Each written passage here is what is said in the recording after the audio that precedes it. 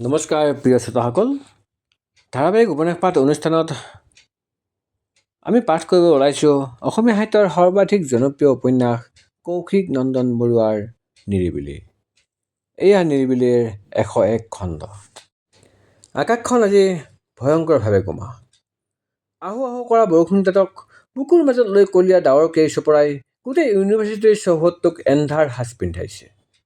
পাতকাইৰ ওপৰত অচিন চৰাইৰ ভয় লগা কলৰৱ। ৰাস্তাত বুকু কঁপি যোৱাকৈ ৰাউচি ৰুইছে কুকুৰকেইটাই। মাজে মাজে দুই এটা গাজনি। পাতকাই গোটেই 500জন আৱাসীৰ একেলগে ওলাই আহিছে আজি আগফালৰ চোতাললৈ। কাৰো মুখত মাত নাই। এজন দুজনকৈ বেলেগ ল'ৰা ছোৱালীবোৰ আহি জমা হৈছেহি।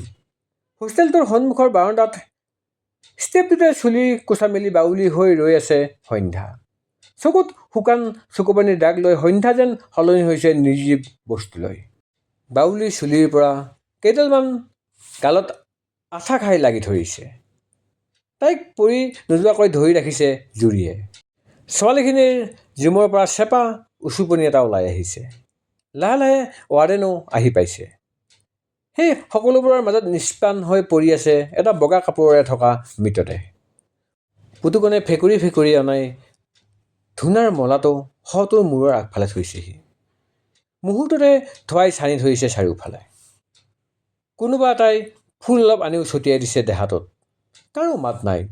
প্ৰিফেক্ট ৰক্তিমো কান্দি কান্দি বহি পৰিছে কাষৰ বনখিনিত। ঘৰলৈ নিবৰ ব্যৱস্থা কৰিব লাগিছিল। কোনোবাই ক'লে কথাটো, হয়তো ৱাৰ্ডেনে। ঠিক তেনেকুৱাতে পাতকাইৰ ভিতৰৰ পৰা ভাহি আহিল এটা বুকু ফালি যোৱা আৰ্তনাদ। ক'ত গ'ল ঐ সি? লগে লগেই দুৱাৰমুখত থকা ল'ৰাটোৰ জুমটো ফালি বাহিৰলৈ দৌৰি ওলাই আহিল অভিমন্যু। কাহ পৰি জিন যোৱা পৰিৱেশত হঠাৎ অভিমন্যুৰ চিৎকাৰত সকলো চক খাই উঠিছিল। উন্মাদৰ দৰে হৈ পৰিছে অভিমন্যু। ধূনাৰ মলাটো দলিয়াই দিলে সি বনৰ ফালে। কাৰ মূৰটো কৰিছে এইবোৰ বুলি সি চোতালতে পৰি থকা মৃতদেহটোক ঢাকি থোৱা বগা কাপোৰখন আজুৰি আঁতৰাই দিলে। লগে লগে চবফালে চেপা কান্দোনৰ ৰোল উঠিল। কাপোৰখন আঁতৰি যোৱাত ওলাই পৰিছিল ময়ূৰৰ শান্ত মুখখন। অভিমন্যুৱে জোকাই দিলে ময়ূৰৰ নিথৰ দেহটো। ঐ এইবোৰ ধেমালি নকৰ ভাই, প্লিজ উঠ না। ঐ মোৰ কথা নুশুন তই? মোৰ শপত ভাই, উঠ না তই। কথাটো কৈ কৈ শেষত আতাহ পাৰি চিঞৰি দিলে সি। আবে উঠ না বে ময়ূৰ। কান্দোনত ভাঙি পৰিছে অভিমন্যু। ভিতৰৰ পৰা ওলাই আহি অনুৰণে সাবটি ধৰিলে সি তাক। অনুৰণক ক'লে অভিমন্যুৱে, অনুৰণ তুমি কোৱা না বে, তোমাৰ কথা শুনেতো সি, উঠাই দিয়া না ময়ূৰক। এইবাৰ অনুৰণক এৰি সন্ধ্যাৰ ওচৰ পালেগৈ অভিমন্যু। ঐ সন্ধ্যা, সন্ধ্যা ব'ল না ইয়াক জগাই দিওঁ, আমি পিকনিক যামতো। ব'ল না সন্ধ্যা, ইয়াক উঠাই দিওঁ। ই কিয় এনেকৈ আছে বে? সন্ধ্যা ব'ল না। কথা কৈ কৈ সন্ধ্যাৰ ওচৰতে মাটিত বাগৰি পৰিছে অভিমন্যু। চিঞৰত যেন আকাশ বিদাৰি দিবহি। সন্ধ্যা কঁপি উঠিছে মাজে মাজে। চকুৰে আকৌ বৈ আহিছে পানীৰ টোপাল। এওঁতে মানুহৰ জুম ফালি দৌৰি সোমাই আহিছে চন্দালী আৰু হিমাদ্ৰী। ময়ূৰৰ দেহটোৰ ওচৰতে কান্দি কান্দি বাগৰি পৰিছে হিমাদ্ৰী। ঐ মোক তোৰ নিজৰ বা বুলি কৈছিলি নহয়? বাহেৰে কৈছোঁ এতিয়া, উঠি যা না ময়ূৰ। চন্দালীয়ে কান্দি কান্দি আহি সন্ধ্যাক আঁকোৱালি ধৰিলেহি। এইবোৰ কি হৈ গ'ল সন্ধ্যা? কেনেকৈ হ'ল এইবোৰ? প্ৰথমবাৰলৈ মুখ খুলিলে সন্ধ্যাই। চব মোৰ কাৰণে বা, শেষ কৰি পেলালোঁ মই চব, ধ্বংস কৰি দিলোঁ মই। সন্ধ্যা মনে মনে থাকচোন, কিনো কৈ আছ এইবোৰ? জুৰিয়ে ফেকুৰি ফেকুৰি সন্ধ্যাৰ মুখত সোপা দিয়ে। আকৌ চিৎকাৰ লৈ অভিমন্যুৱে। ময়ূৰ কিয় এনেকুৱা কৰিলি বে তই? এইবাৰ অভি বুলি মাত না মোক। অহৰহ কান্দি থকা অভিমন্যুক লাহে লাহে চম্ভালিব নোৱাৰা হৈ আহে কোনেও। হাত ভৰি মাৰি এফালৰ পৰা যেন চব ধ্বংস কৰি যাবলৈ ওলাইছে। পাতকাইৰ আগফালৰ গছৰ পুলিবোৰ উভালি পেলাইছে সি। এবাৰত পখী আগবাঢ়ি গৈছিল, কিন্তু সি তাইকো ঠেলা মাৰি আঁতৰাই দিলে। শেষত উপায় নাপাই অনুৰণ সন্ধ্যাৰ ওচৰ পালেহি। তাইৰ হাতত ধৰি সি কপা কপা মাতেৰে ক'লে, অভিমন্যুক অকল তুমিহে শান্ত কৰিব পাৰিবা সন্ধ্যা, তুমি ধৈৰ্য ধৰিব লাগিব। লাহে লাহে থিয় হ'ল সন্ধ্যা। থৰক বৰক খোজেৰে তাই আগবাঢ়িছিল অভিমন্যুৰ ফালে। তাৰ ওচৰ পাই মাত দিলে তাই, অভি। ফুলৰ টাবটো দলিয়াবলৈ লৈ ৰৈ গ'ল অভিমন্যু। ঘূৰি চালেহি। তাৰ পাছতে দৌৰি আহি সন্ধ্যাৰ ভৰিত উবুৰি খাই পৰি সি কান্দি কান্দি। সি কিয় গুচি গ'ল সন্ধ্যা? গুচি গ'ল সি। কান্দি কান্দি বাগৰি পৰিবলৈ ধৰা অভিমন্যুক সাৱটি ধৰিলে সন্ধ্যাই। বুকুৰ মাজত লৈ সৰু ল'ৰাৰ দৰে মূৰত হাত ফুৰাই দিলে। সিও তাইৰ বুকুৰ মাজত সোমাই কান্দিবলৈ লাগিল। একো কোৱা নাই সন্ধ্যাই, কান্দিবলৈ দিছে তাক। লাহে লাহে শান্ত হৈ পৰিছে সি। অথনি উন্মাদ হৈ পৰা অভিমন্যু এতিয়া সৰু ল'ৰাৰ দৰে কান্দি আছে। চকু দুটা মুদি দিলে সন্ধ্যাই। চকুত ভাহি উঠিছিল সেই ভয়ংকৰ দৃশ্যটো। অভি, অভি, প্লিজ গুচি আহ, চিঞৰি আছিল সন্ধ্যাই তলৰ পৰা। ময়ূৰহঁত আগবাঢ়ি গৈ আছিল, কিন্তু কাৰো মাত শুনা নাই অভিমন্যুৱে। খঙৰ ভয়মকত হয়তো ক'ত আছে পাহৰি গৈছিল সি। কৌশিকক ঘুচিয়াবলৈ লৈ শিলত পিছল খাই অভিমন্যু সৰি পৰিল জলপ্ৰপাতৰ প্ৰবল সোঁতত। অভি, প্ৰাণকাতৰ চিঞৰ মাৰি উঠিছিল সন্ধ্যাই। সীমাই সেই ভয়ংকৰ দৃশ্য চাব নোৱাৰি চকু মুদি দিছিল। ভৰি স্তব্ধ হৈ গৈছিল অনুৰণহঁতৰ। তেনেকুৱাতে দেখিছিল সিহঁতে সৰু শিলৰ টুকুৰা এটাত ধৰি ৰৈ গৈছে অভিমন্যু। পানীৰ সোঁতে তললৈ ঠেলি আছে তাক। স্বস্তিৰ নিশ্বাস পেলাইছিল সকলোৱে। অনুৰণ আৰু ৰাজদ্বীপ ওপৰলৈ উঠিবলৈ লৈছিলহে। এনেতে সিহঁতে দেখিলে ইতিমধ্যে সেইখিনি পাইছিলগৈ ময়ূৰ। অভিমন্যুক সেই অৱস্থাত দেখি ক'ৰ পৰা কি শক্তি আহিছিল কোনেও নাজানে। একে দৌৰত ময়ূৰ সেই পিছল শিলবোৰত উঠি ওপৰ পালেগৈ। অভিমন্যুৰ হাতো ধৰি ওপৰলৈ টানি আছিল সি। এইফালে অনুৰণহঁতো গৈ আছিলেই, কিন্তু সিহঁত গৈ পোৱাৰ আগতেই ময়ূৰে অশেষ কষ্টেৰে টুনি আনিলে অভিমন্যুক। প্ৰায় অৰ্ধচেতন অৱস্থাত থকা অভিমন্যুক তুলি আনি লেবেজান হৈ পৰিছিল ময়ূৰ। শিলৰ ওপৰত এটা সাৱটি ধৰি উচুপি আছিল ময়ূৰে। আধামেলা চকুৰে অভিমন্যুৱে চাইছিল তালৈ। তেনেকুৱাতে ঘটিল সেই বুকু কঁপোৱা ঘটনাটো। অভিমন্যুক উঠাই শিলৰ দাঁতিৰ পৰা ওপৰলৈ আনোতেই হঠাৎ ভৰি পিছল খালে ময়ূৰৰ। ভাগৰত দুৰ্বল হৈ পৰা ময়ূৰে চম্ভালিব পৰা নাছিল নিজক, আৰু সৰি পৰিছিল জলপ্ৰপাতৰ বিশাল জলধাৰাৰ মাজেদি। আধা চেতন হৈ থকা অভিমন্যুৱে হাত মেলি ধৰিবলৈ চাইছিল যদিও সক্ষম নহ'ল। এইফালে অনুৰণহঁত গৈ ঠিক পাইছিলহে গৈ। তেতিয়ালৈ পানীৰ সোঁতত নোহোৱা হৈ গৈছিল ময়ূৰ। কিবা ক'বলৈ যেন পাহৰি গৈছিল সন্ধ্যাহঁতে। চিনেমা লগা ঘটনাটোত যেন এটা সপোনহে আছিল সিহঁতৰ বাবে। পাগলৰ দৰে উন্মাদ হৈ পানীত জঁপিয়াবলৈ ধৰা অভিমন্যুক বহু কষ্টৰে তললৈ আনিছিল অনুৰণ আৰু ৰাজদ্বীপে। তলত আহি ময়ূৰ বুলি এটা চিঞৰ মাৰি অচেতন হৈ পৰিছিল অভিমন্যু। কিং কৰ্তব্য বিমূঢ় হৈ সন্ধ্যাহঁত দৰক পৰাৰ দৰে থৰ লাগিছিল। লাহে লাহে মানুহ গোট খালে। অনুৰণে স্থানীয় পুলিচলৈ ফোন লগাইছিল। কিছু সময় পাছতে পুলিচ আৰু উদ্ধাৰকাৰী দল আহি উপস্থিত হয়। প্ৰায় 1.5 ঘণ্টাৰ পাছত তেওঁলোকে উদ্ধাৰ কৰিবলৈ সক্ষম হয় ময়ূৰৰ প্ৰাণহীন শৰীৰটো। পানীমূৰৰ চৌদিশ কঁপাই চিঞৰিছিল সন্ধ্যাহঁতে। পাহাৰবোৰত সিহঁতৰ চিঞৰবোৰে ঠেকা খাই ভয়ংকৰ ৰূপ লৈছিল। কোনেও কাকো সান্তনা দিব পৰা অৱস্থাত নাই। ময়ূৰৰ দেহটো সাৱটি লৈ প্ৰথমবাৰলৈ কান্দোনত ভাঙি পৰিছিল অনুৰণ। অভিমন্যু তেতিয়া মূৰ্ছাত। সেইদৰে আহি ইউনিভাৰ্চিটি পালেহি সিহঁত। খবৰটো বনজুইৰ দৰে বিয়পিছিল। লগে লগে মানুহেৰে ভৰি পৰিছিল পাটকাই চোতাল। মূৰ্ছা গৈ থকা অভিমন্যুক সন্মুখৰ ৰুমটোৰ চোফাতে শুৱাই কাষত বহি আছিল অনুৰণ। সকলোৱে চকুলো টুকিছিল, আৰু সকলোৰে মাজত নীৰৱ হৈ শান্তিত শুই আছিল ময়ূৰ। বন্ধুত্বৰ এক চৰম নিদৰ্শন দাঙি চিৰবেগে মাৰিছিল ময়ূৰে। সন্ধ্যা, এবাৰ তাক মাতি চাচোন, তই মাতিলে সি উঠিব। অভিমন্যুৰ মাতত আকৌ ঘূৰি আহিল সন্ধ্যা। তাক বুজোৱাৰ ভাষা হেৰাই গৈছে তাইৰ। অকল তাই নহয়, ইউনিভাৰ্চিটিত চিনাকি গোটেইবোৰে জানে ময়ূৰ অভিমন্যুৰ বাবে কি। তাৰ পিছত এনে অৱস্থাত কি বুলি বুজাই তাক। ময়ূৰক কেইদিনমানৰ আগত গালি পৰা বিকাশও তাৰ কাষত আহি কান্দিছেহি। ঐ ভাই, এনেকৈ গুচি গলি যে, ইমান বেয়া পাই গলি নে ভাই? ক'ৰবাৰ পৰা আহি পিয়ানিজাও চিৎকাৰ কৰি উঠিছেহি। কি কৰিলে এইবোৰ ময়ূৰ? লাহে লাহে মানুহ বাঢ়িছে। এনেতে ৰাস্তাৰ পৰা ৰাউচি জুৰি আহিছে ময়ূৰৰ জেঠায়েক, অৰ্থাৎ সি থকা আশ্ৰমখনৰ মানুহগৰাকী। ময়ূৰৰ দেহটোৰ ভৰিত পৰি হিয়া ঠাকুৰি কান্দিছে মানুহগৰাকীয়ে। এই বয়সত মোৰ বুকুত এইকুৰা জ্বলা জুই কিয় দিলা অ' ভগৱান? মোক বুঢ়ীজনীক ৰাখি এই কণমানিটো কিয় লৈ গ'লা? তাৰপিছত ময়ূৰৰ দেহটো জোকাৰি দিছে তেওঁ। জোন, অ' জোন, চাচোন এবাৰ মোক, এবাৰ মাতচোন মোক। জোন অ', কিয় গ'লিগৈ অ' জোন? আজি আশ্ৰমখনৰ কি হ'ব?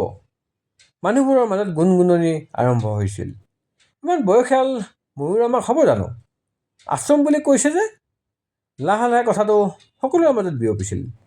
ময়ূৰ অনাথ আছিল। সৰুৰ পৰাই অনাথ আশ্ৰমত ডাঙৰ দীঘল হোৱাহি। কথাটো গম পাই উশাহ কৰি উঠিছিল সকলোৱে। ৱাৰ্ডেন ছাৰে প্ৰিফেক্টক কৈছিল, নিয়াৰ ব্যৱস্থা কৰা। ইতিমধ্যে গাড়ীও সাজু হ'ল। শেষবাৰৰ বাবে ময়ূৰক এপাহ এপাহ ফুলেৰে শ্ৰদ্ধা যাচিলে সকলোৱে। কি ল'ৰা, কি ছোৱালী, সকলোৰে মাজত কান্দোনৰ ৰোল উঠিছিল। আজি যেন সৰি পৰিল এপাহী কাঞ্চন। সেউজীয়া চহৰখনত যেন আজি এন্ধাৰৰ কলীয়াছা।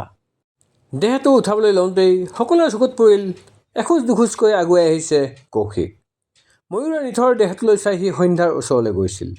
সন্ধ্যাৰ ভৰি চুই কান্দোন মিহলি মাতেৰে কৈছিল, এটা সৰু জেদত মই কি কৰি গ'লো নিজেই নাজানো সন্ধ্যা। ক্ষমা কৰিবলৈ নকওঁ।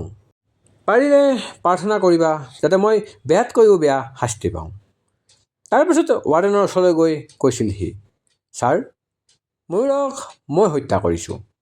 প্ৰিয়াকো ধৰ্ষণৰ চেষ্টা ময়ে কৰিছিলোঁ। ৱাৰ্ডেনৰ ইংগিতত হোমগাৰ্ডে হাতকেৰিয়া লগাই লৈ গৈছিল কৌশিকক। যোৱাৰ আগত ময়ূৰৰ দেহটোত সেৱা কৰিছিল সি।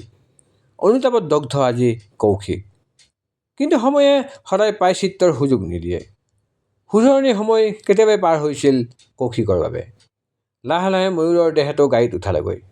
লগতে সন্ধ্যা, পখী, অনুৰণ আৰু অভিমন্যুও গ'ল। কান্দি কান্দি মাত ভাঙি গৈছিল অভিমন্যুৰ। খুব ধৈৰ্যৰে সন্ধ্যাই চম্ভালি লৈছিল তাক। গাড়ী আগবাঢ়িল নগাঁওলৈ।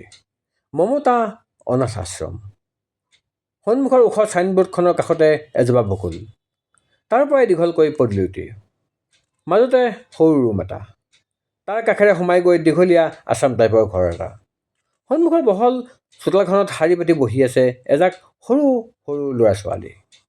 4জনীমান মানুহে চম্ভালি আছে সিহঁতক। চোতালৰ তুলসী পুলিটোৰ ওচৰৰ ঠাইখিনি সাৰি মচি ধুনীয়া কৰি থৈছে। গাড়ীখন ৰাখোঁতে সৰু ল'ৰা এটাই কাৰোবাক সেই ঠাইটুকুৰা দেখুৱাই দিছে। জোনদা ইয়াতে হ'ব নহয়। মাইকী মানুহগৰাকীয়ে একেলৰে গাড়ীখনৰ ওচৰ পালেহি। লগে লগে কান্দোনৰ ৰোল। বাউলী হৈ কান্দিছে তেওঁলোকে। সৰু ল'ৰাটোৱে গাড়ীৰ ভিতৰৰ জেঠাইগৰাকীক সুধিছেহি, জেঠাই, জোনদা ক'ত আছে? চা ববাই, ইয়াত আছে তহঁতৰ জোনদা বুলি তেওঁ আকৌ ভাঙি পৰিছে কান্দোনত। 2জন ডাঙৰ মানুহ আগবাঢ়ি আহিছে। সকলোৰে সহযোগত নমোৱা হ'ল ময়ূৰক। তুলসীজোপাৰ ওচৰতে শুৱাই দিলে তাক। জপৰা চুলি কাষতে বহি পৰিছে অভিমন্যু। যেন এটা নিষ্প্ৰাণ শৰীৰহে তাৰ। একেথৰে ময়ূৰৰ মুখলৈ চাই ৰৈছে সি। কাষতে থিয় দি আছে সন্ধ্যাহঁত। আশ্ৰমত চাৰিওফালে কান্দোনৰ থল। সৰু সৰু ল'ৰা ছোৱালীবোৰে জোনদা কিয় শুই আছা? জোনদা উঠ না বুলি চিঞৰত গগন ফালিছে। এবাৰত অনুৰণ বাহিৰলৈ ওলাই গ'ল খৰখোজেৰে। পখীও তাৰ পিছে পিছে গ'ল। সন্মুখৰ ছাইনবোৰ্ডখনতে ভেজা দি সি ফেকুৰি ফেকুৰি কান্দিবলৈ ল'লে। পখীয়ে গৈ মাতিলে তাক, অনুৰণ। ফেকুৰি উঠিছে সি। কি ভুল আছিল তাৰ? চবকে ইমান ভাল পায়, চবকে ইমান বুজি পায়, ইমান মৰমাল ল'ৰাটোৰ লগত এনেকুৱা। কান্দি কান্দি বহি পৰে অনুৰণ। তাক বাহুত ধৰি উঠাই দিয়ে পখীয়ে। অনুৰণ, জানো দুখ লাগিছে, কিন্তু সন্ধ্যা আৰু অভিমন্যুৰ কাৰণে আমি ধৈৰ্য ধৰিব লাগিব। আমি ভাঙি পৰিলে সিহঁতক কোনে চাব ভাবা? পখীৰ কথাত শান্ত হৈ পৰে সি। উভতি আহে। আশ্ৰমৰ ল'ৰা ছোৱালী সকলোৱে ঘোষা গাবলৈ আঁঠু কাঢ়িছে। ব্ৰহ্মা আদি কৰি জীৱ যত ৰাম ৰাম ৰাম ৰাম ৰাম মায়া হৈ যামাজে আশ্ৰয় ঘুমতি যায় তুমি খে চৈত্ৰন সনাতন ৰাম ৰাম ৰাম ৰাম ৰাম আমি অচেতন নিয়োক নাথ জগাই। ঘোষাৰ মাজে মাজে কান্দোনৰ ৰোল। গাই উঠি জেঠাইগৰাকীয়ে বগা চুৰিয়া আৰু চেলেং এখন লৈ অভিমন্যুৰ ওচৰলৈ ক'লে, জোনৰ মুখাগ্নি তুমিয়ে কৰিব লাগিব। এক মুহূৰ্তৰ বাবে অভিমন্যুৱে বগা সাজযোৰলৈ চালে আৰু তাৰপিছত ময়ূৰৰ শুই থকা মুখখনলৈ। লগে লগে চিৎকাৰ কৰি উঠে সি, অসম্ভৱ, মই মই জ্বলাব নোৱাৰোঁ তাক, কেতিয়াও নোৱাৰোঁ মই, কৈ মাটিত বাগৰি পৰা অভিমন্যুক তুলি ধৰি জেঠাইগৰাকীয়ে ক'লে, তুমি তাৰ ককায়েক আছিলা হোন, তোমাৰ বাহিৰে আনে কৰিলে সি মৰিও শান্তি নাপাব। অভিমন্যুৱে সন্ধ্যাক সাবটি ধৰিলে, মই নোৱাৰোঁ মই তাক জ্বলাই দিব। ময়ূৰৰ শেষ বিদায়কণ তই নিদিলে আৰু কোনে দিব অভি? সন্ধ্যাই ক'লে। অৱশেষত অভিমন্যু সাজু হ'ল। অনুৰণে চুৰিয়াখন পিন্ধাই দিওঁতেও বাৰে বাৰে কঁপি উঠিছে, বাৰে বাৰে অভিমন্যুক সাবটি ধৰি কান্দিছে। জেঠায়েকে ময়ূৰৰ মুখখন ঢাকি দিয়ে কাপোৰখনেৰে। জাগৈ ঐ যা জোন, দেৱতা হৈ আহিছিলি এদিন, এতিয়া আকৌ দেৱতা হৈ থাকগৈ। অনুৰণৰ লগতে আন তিনিটা ল'ৰাই ময়ূৰৰ দেহাটো উঠাই হাঙিখন দাঙি লয়। ল'ৰা ছোৱালীবোৰৰ চিঞৰে কঁপাই তুলিছে পৰিৱেশটো। জেঠায়েকে বুকু ঢুকিয়াই কান্দি মজিয়াত বাগৰি পৰিছে। চিঞৰত বাউলি হৈছে সন্ধ্যা। অভিমন্যুক ধৰি লৈ গৈছে আন এজন মানুহে। সমদলটো আগবাঢ়িছে শ্মশানৰ অভিমুখে। বহল পথাৰখনত ৰলগৈ সমদলটো।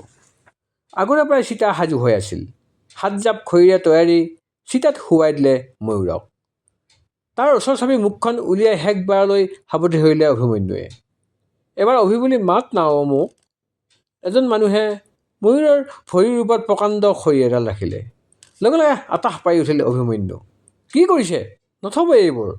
ৰাতি শুওঁতে গাত ভৰি উঠালেই সি বেয়া পায়। নথব, দুখ পাব সি। অনুৰণে সাবটি ধৰি আঁতৰাই আনিলে তাক। এডালৰ পাছত এডাল খৰিৰে ঢাকি দিয়া হ'ল ময়ূৰৰ শৰীৰটো। অভিমন্যুৰ প্ৰাণকাতৰ চিঞৰত যেন গোটেই পথাৰখনেই কান্দি উঠিছে। ময়ূৰ, গুচি আহ ঐ, মই কেনেকৈ থাকিম?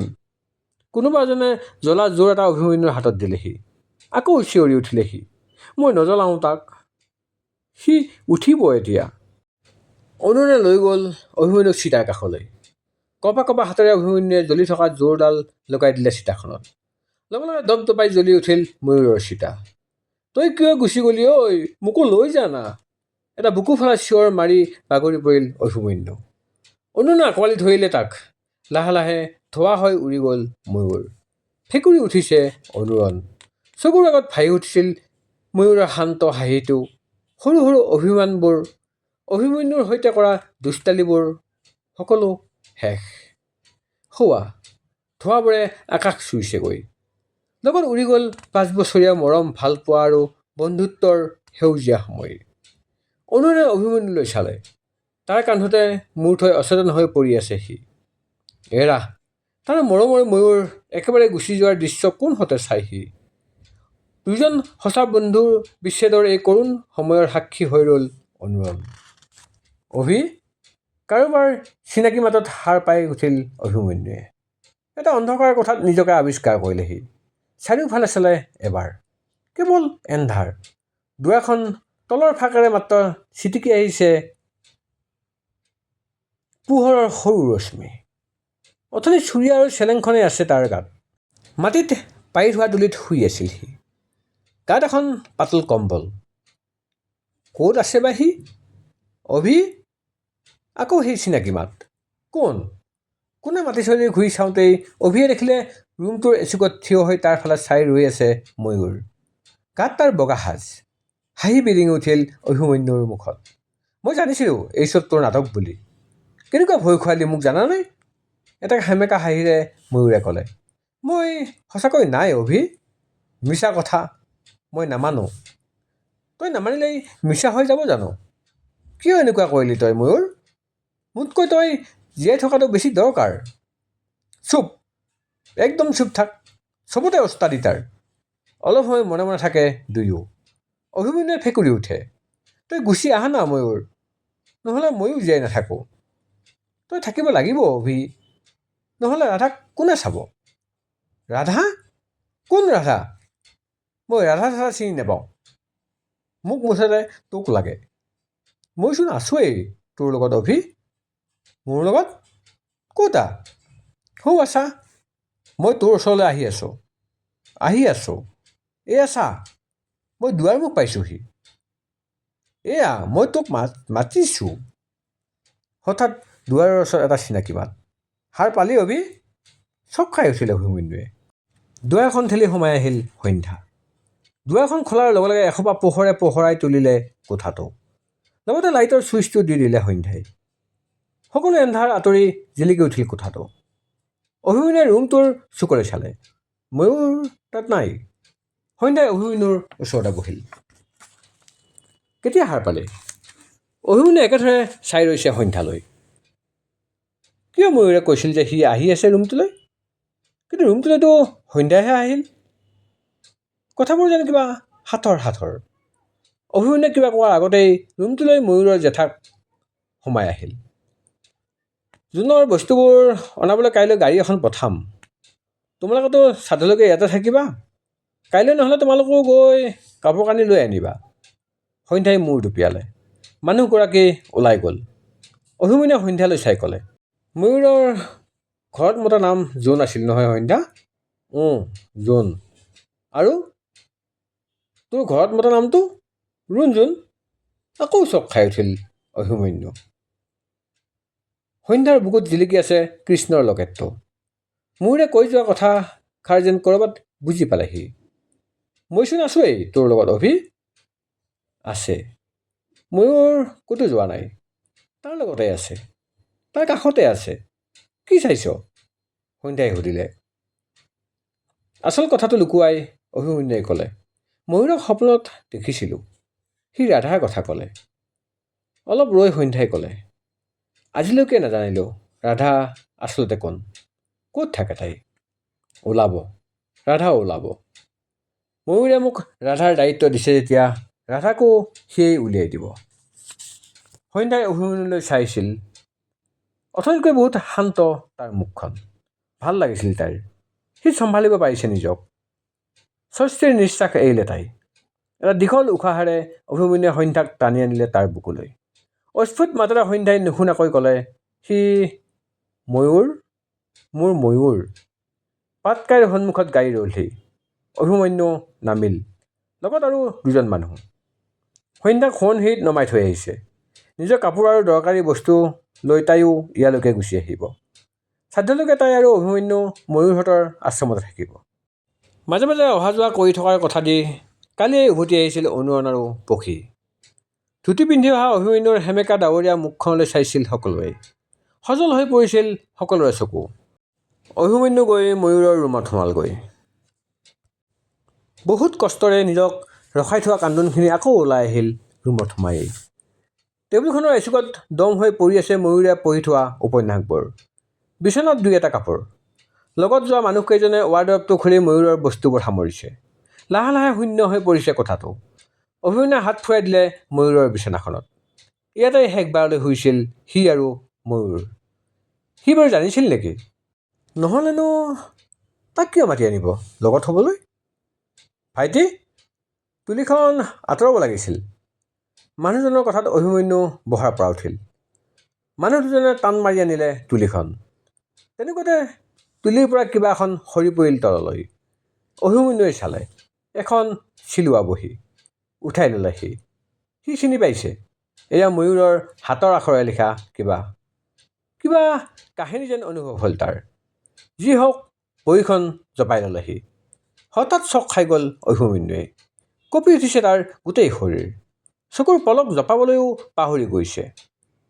ময়ূৰৰ বহীখনৰ সন্মুখৰ পাতটোত ডাঙৰ ডাঙৰ আখৰেৰে লিখা আছে ৰাধা। প্ৰিয় শ্ৰোতাসকল, কৌশিক নন্দন বৰুৱাৰ নিৰিবিলিৰ এয়া আছিল 101তম খণ্ড। আৰু কেইটিমান খণ্ডৰ পাছতেই এইখন সামৰণি মাৰিব লাগিব। ইয়াৰ পিছত আপোনালোকলৈ আগবঢ়াম ৰাধা। এই ৰাধাখন এই নিৰিবিলিৰ কাহিনীটোৰ লগত সন্নিৱিষ্ট হৈ আছে। সেয়ে আপোনালোকে আৰু ভালকৈ আদৰি ল'ব বুলি আশা থাকিল। ধন্যবাদ।